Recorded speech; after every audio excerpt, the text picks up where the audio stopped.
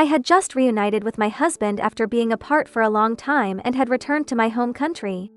I went to the hospital for a checkup, planning to prepare for starting a family. However, without any reason, an expectant mother cut in line ahead of me. I initially wanted to reason with her, but she became very aggressive, shouting at me and even threatening to call someone for support. To my shock, the person she called turned out to be my husband. Suddenly, it dawned on me that I had been deceived. Chapter 1. I hadn't seen my husband for a year. When I first spotted him hurrying towards me, I felt a mix of joy and confusion. How did he know I was in the hospital before I could even call him? I smiled and started walking towards him, only to see another woman step forward and throw herself into his arms. "Honey, you're finally here. If you hadn't come, I would have been bullied to death." The woman cried softly, completely different from the fierce demeanor she had shown while arguing with me. I stood there frozen, watching them embrace. Was this man Thomas really her husband?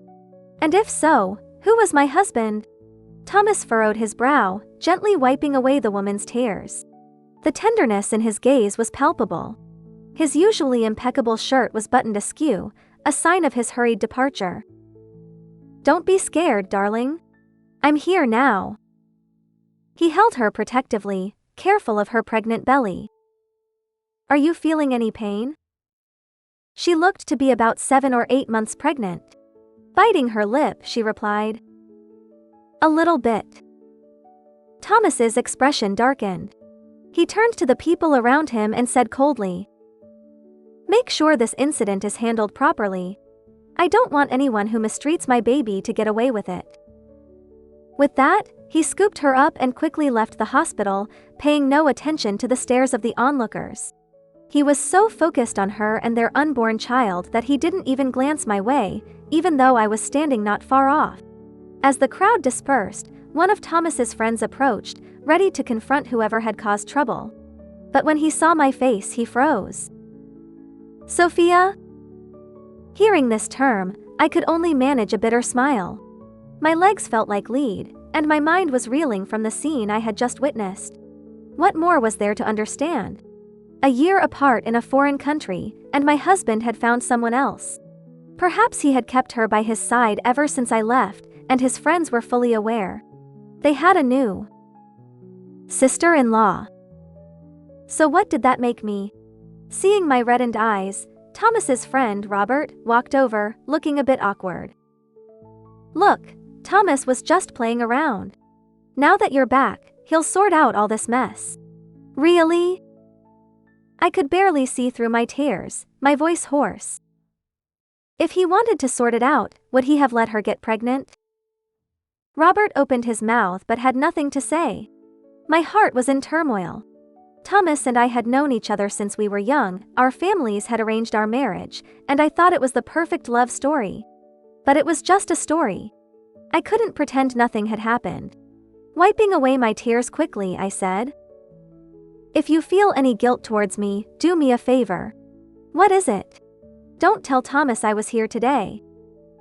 Without waiting for his response, I left the hospital. Chapter 2. The thick stack of medical reports in my hand now seemed like a cruel joke. If there was one flaw in our marriage, it was the lack of children. We were once the model couple among our friends. Though our marriage was arranged, we had grown up together. Thomas had always been considerate, never raising his voice at me. Our friends and family often said I had married the right man. But after 6 years of marriage, I hadn't gotten pregnant. In the year abroad, besides resolving Thomas's company's crisis, I had been seeking medical advice to improve my health. But it was all in vain. Someone else had given him a child. I threw the reports into the trash and navigated my way to a law firm. On the way, memories flashed through my mind. One moment I saw Thomas proposing to me on the university track, the next I saw him embracing that woman. When I arrived at the firm, the lawyer seemed taken aback by my pale face. Looking in the mirror, I realized how drained I looked. I consulted the lawyer about a divorce. Having just signed a major deal abroad, a divorce now would cost me a lot of money. The lawyer advised me to reconsider, saying it wasn't a wise decision at this time. "It's fine. Just draft the agreement." I said calmly. My marriage with Thomas was over. There was no going back. That afternoon, I took the agreement to our office. As soon as I opened the door, I ran into Thomas.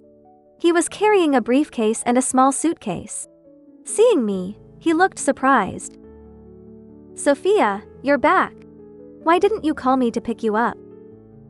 Before I could respond, he continued apologetically. I didn't expect you to come back now. I have a business trip to a neighboring province. I'll have the driver take you home.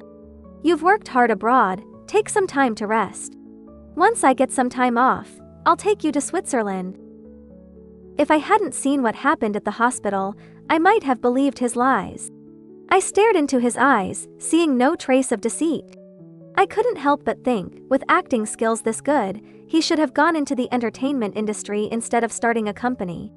He'd surely win an Oscar. Thomas, let's get a divorce. My tone was so calm that he didn't take it seriously. He smiled helplessly and reached out to touch my head. Don't be silly. Wait for me at home. I tilted my head to avoid his hand. Thomas's face froze, and he seemed about to say something when his phone rang. Seeing the caller ID, his expression changed. He threw out a quick, Sophia, be good. I'm in a rush. We'll talk when I get back. And left in a hurry. I looked around the office. After a year, there were some new trinkets. Noticing the casually placed lipstick on his desk and the intimate apparel peeking out from a folder, I sneered. They were quite bold. I narrowed my eyes, thinking about the woman's pregnancy. She must be over 7 months along. Counting the time, they must have been involved right under my nose before I left. There was no way this was a coincidence. Thomas must have orchestrated my trip abroad to make room for his affair and ensure the birth of his illegitimate child. I recalled feeling guilty for not getting pregnant despite being married for years and how Thomas had comforted me gently. It doesn't matter if we can't have a baby. Having you is enough for me, he had said, and I was moved to tears. Now I realized he had been plotting to find someone else to bear his child because I couldn't. How laughable. Chapter 3.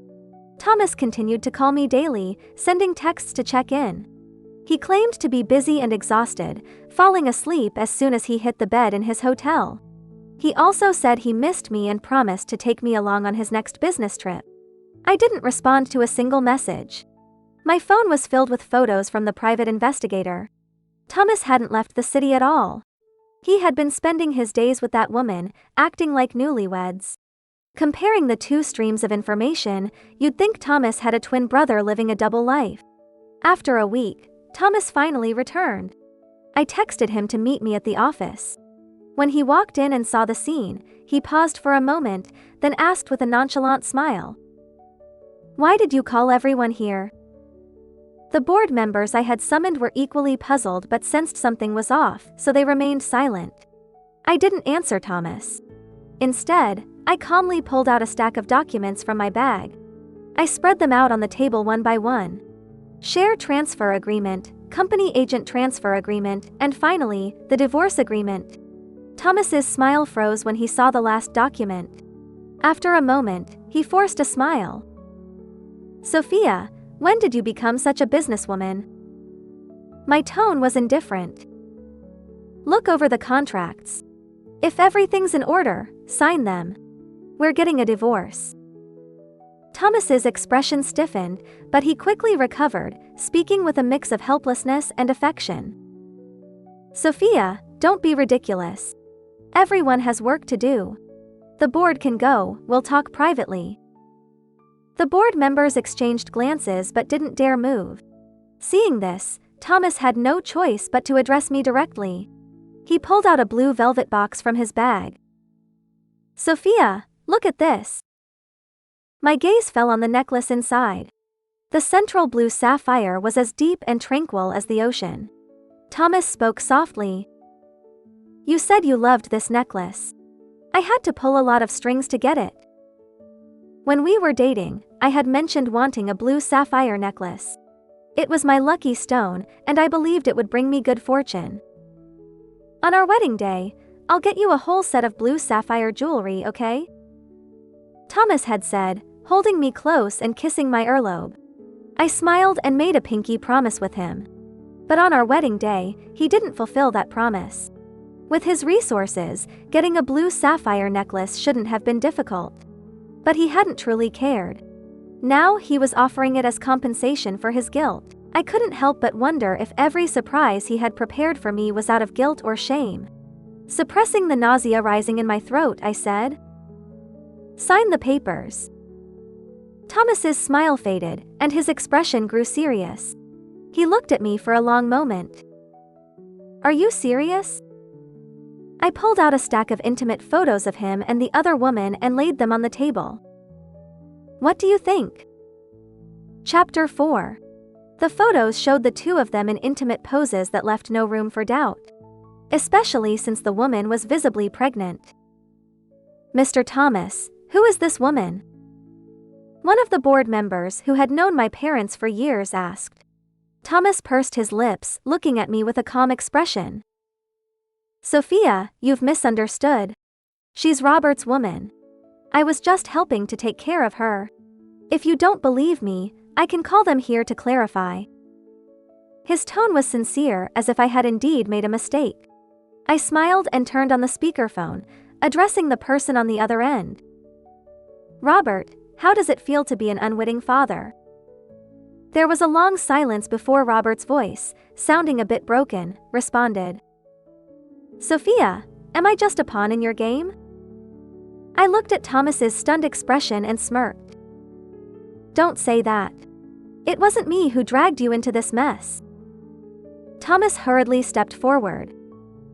"Robert, isn't that your child? Help me explain to Sophia." I lazily mocked. "Yes, Robert, if it's really yours, go ahead and admit it.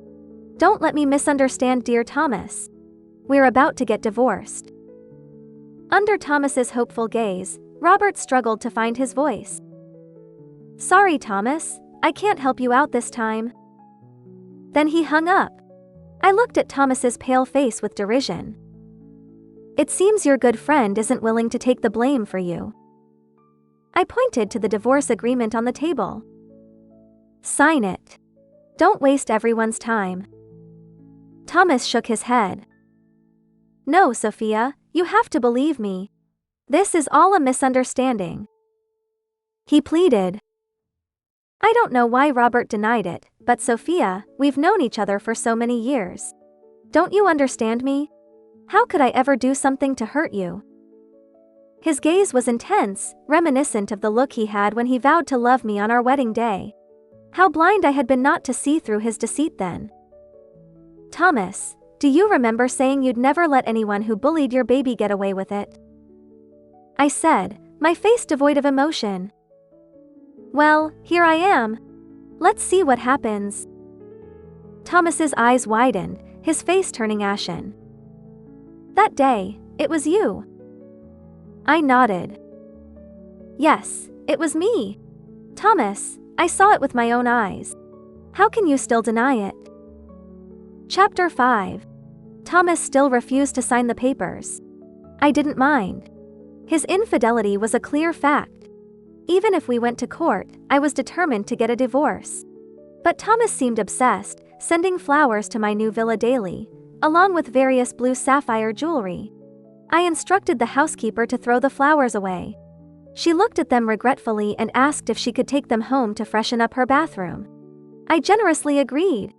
As for the blue sapphire jewelry, I sold it and donated the money to impoverished areas. Thomas might be a scoundrel, but I refused to be like him.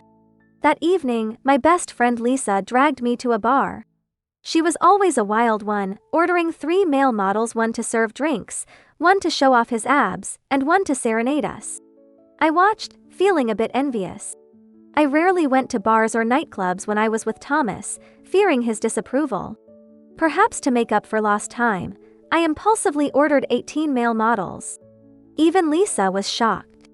I took a sip of my drink, admiring the lineup of abs before me, and smiled. I snapped a photo and posted it on social media with the caption, "Living my best life."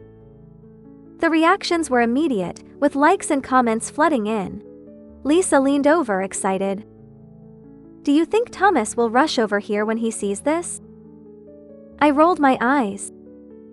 What's there to catch? We're getting divorced. And even if he saw it, he had no right to say anything after getting another woman pregnant. But I underestimated his shamelessness. Thomas called repeatedly, the constant ringing annoying me. What do you want? Sophia, where are you? Is it that troublemaker Lisa, who took you to that kind of place? I told you before, she's no good. Stay away from her. Lisa, my best friend, raised an eyebrow, mouthing. He's the one who's no good. I gave her a look of reassurance, indicating that I'd cover the bill today, and she backed off. Where I am is none of your business. If you have any sense, sign the divorce papers. Don't let this drag to court, it'll be embarrassing for everyone. Thomas softened his tone. Sophia, what do I have to do for you to forgive me? I was disgusted by his pitiful act. Thomas, I'll never forgive you. Stop dreaming. Sophia, I know you still love me. He insisted. Why else would you accept the flowers and jewelry I sent? I laughed. Oh, those. The flowers are probably in the bathroom by now.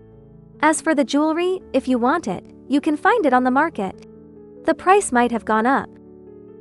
He must have been infuriated by my words because he hung up abruptly. Lisa gave me a thumbs up. You go, girl. I raised my glass to her. After a sip of the new drink, my head started to swim. I frowned. This drink had quite a kick. After paying the bill, I told Lisa that the remaining 18 male models were all hers and prepared to head home.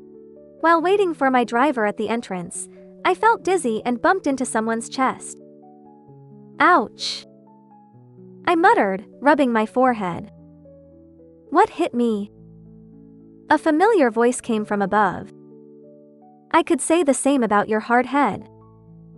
I looked up, surprised to see Robert. Robert? What are you doing here? He leaned against the doorframe holding a cup and looked at me with amusement. He raised an eyebrow. Why not? As he approached, I tensed up. What do you want? Relax, I don't bite. I'm not a beast. Robert said, handing me the cup.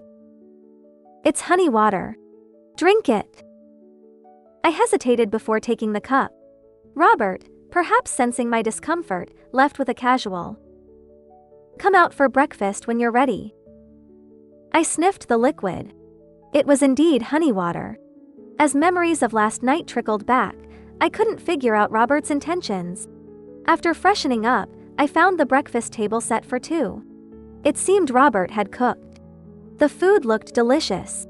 After breakfast, Robert offered to drive me home. Before I could respond, my phone rang. It was my mother. I frowned and answered. Mom! Sophia, where are you? Thomas called saying he couldn't find you. I could hear my father's angry voice in the background. A young lady staying out all night, disgraceful. I had blocked my parents from seeing last night's social media post. Thomas had some nerve, tattling to them. Before I could reply, Robert took the phone from me. Mrs. Liu, it's Robert. Sophia is with me. Yes, I needed her advice on a new case. I heard my parents' laughter on the phone. Watching Robert handle this so smoothly, I was stunned. What was his game? After the call, Robert handed the phone back to me. All sorted. I took it, feeling awkward. Thanks. He smiled. No problem. Just treat me to a meal. I grimaced. He wouldn't let that go, would he? In the end, I let Robert drive me home. As soon as I got in, Thomas called. I sneered. Perfect timing. I had some things to say. Answering the call, I didn't hold back. Thomas, seriously? Running to my parents to tattle? Did you want me to tell them about your affair and your love child? Sophia, don't be so angry. I was just worried about you. I was disgusted by his hypocritical concern. Let me say this one last time, sign the papers. Sophia, you know I won't agree to a divorce. Thomas said, with that infuriatingly self-righteous tone. Then we'll see each other in court. I snapped, about to hang up when he added, Wait, Sophia, my mother wants us to come over for dinner this weekend. I know you don't want to see me right now, but my mother has always been good to you. We're family friends, surely you won't refuse? I sighed, my patience wearing thin. Fine. I'll pick you up. No need. I replied icily. I'm only going for your mother's sake, Thomas. Don't push your luck. That weekend, I arrived at the Thomas family home. Hearing the laughter and chatter from the living room, I paused and asked the butler, Are there other guests today? Before he could answer, Thomas's mother called out, Is that Sophia? Come in, dear. I stepped into the living room, my smile fading as I took in the scene. Hello, Mrs. Thomas. She didn't seem to notice the change in my greeting, beaming as she took my hand. Sophia, let me introduce you to someone. This is Anne, my newly adopted goddaughter. Anne, the woman I'd seen at the hospital, looked surprised and apologetic. So, you're Thomas's wife. I didn't know. I'm so sorry about before. I wasn't feeling well and acted rashly. I hope you can forgive me. Godmother. Goddaughter? I repeated, the words tasting bitter. Did Mrs. Thomas know that Anne was carrying her son's child? If not, this was a cruel setup. If she did, it was a blatant affront. I pulled my hand away, my tone cold. Really? You didn't seem unwell when you were shouting at me. Anne's face fell and her eyes filled with tears. So, you're not going to forgive me? I stayed silent. Seeing her about to cry, Mrs. Thomas hurried to soothe her. Oh, it's nothing, dear. And Sophia, she's pregnant. You should be more understanding. Isn't that right, Sophia? I remained silent. Mrs. Thomas's smile dimmed and she said sharply, It seems you don't intend to give me any face, Sophia. Anne, with obvious effort, stood up and held Mrs. Thomas's hand, comforting her. Don't be angry, godmother. We all respect you. Thomas entered with a tray of fruit, smiling as he saw me. Sophia, you're here. He walked over, trying to take my hand, but I stepped back. Thomas, my stomach hurts. Anne's voice was soft and pitiful. Thomas hesitated, glancing at me before moving to her side. What's wrong? Anne clutched her belly, looking pained. The baby kicked me. Thomas's expression softened as he looked at her belly. I felt a wave of revulsion. Mrs. Thomas, meanwhile, was not so subtly needling me. Anne is such a blessing. If only I could have a grandchild. I couldn't take it anymore. Mrs. Thomas, your grandchild is right there in Anne's belly. Her smile froze. Thomas didn't tell you? He cheated on me and got her pregnant. The atmosphere turned icy. Sophia. I cut him off. Did you think I wouldn't find out? You think I'm supposed to be happy about this? Mrs. Thomas's face turned red with anger. You're nothing but a barren hen. At least Anne can give us a grandchild. I scoffed. So, to you, a woman's worth is just her womb? Funny how you didn't think that way when Mr. Thomas had an affair. You were ready to burn the house down. Mrs. Thomas trembled with rage.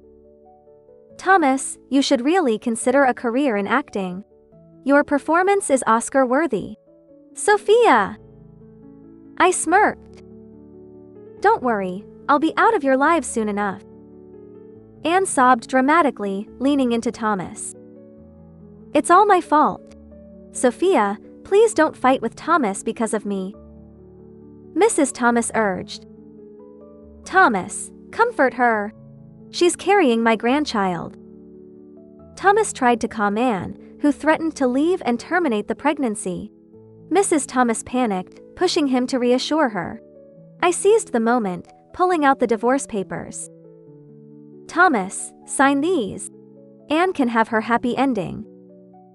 Anne's eyes lit up. Please, Thomas. I don't want to cause any more trouble. Under his mother's and Anne's pressure, Thomas reluctantly signed the papers. With the documents in hand, I turned to leave. Thomas followed me. Sophia, no matter what, I still love you. I rolled my eyes, walking away without a word.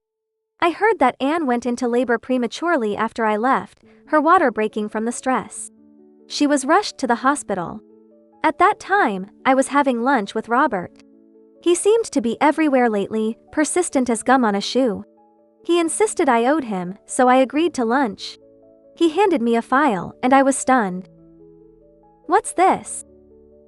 I looked at the diagnosis, especially the words azoospermia, and was speechless. Robert casually cut his steak. Thomas's medical report. I knew what it was, but the diagnosis. How did you get this? Does Thomas know? I had a feeling Thomas didn't. If he knew, he wouldn't be claiming Anne's baby as his own. Then whose baby is Anne carrying? Robert shrugged. Look further. I turned the pages, finding photos of Anne with another man. I couldn't help but marvel. You're ruthless. Was this really his friend? Robert, what are you after? He looked at me intently before smiling. Just giving someone a taste of their own medicine. Back home, I tried not to dwell on Robert's motives. Anne's baby boy was born healthy, and Mrs. Thomas was overjoyed, flooding social media with photos. The day before the baby's 100-day celebration, I finalized my divorce with Thomas. Still playing the part, he said. Sophia, if you ever need anything, I'll always be here for you. That won't be necessary. Robert appeared, pulling me close. I shot him a glare, but he ignored it. Thomas was shocked. Robert?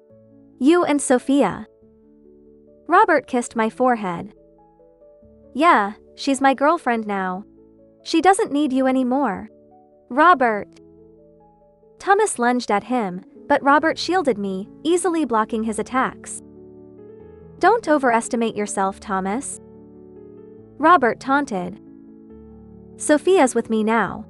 Thomas, tomorrow's your son's celebration. I'll send you a gift. Hope you like it.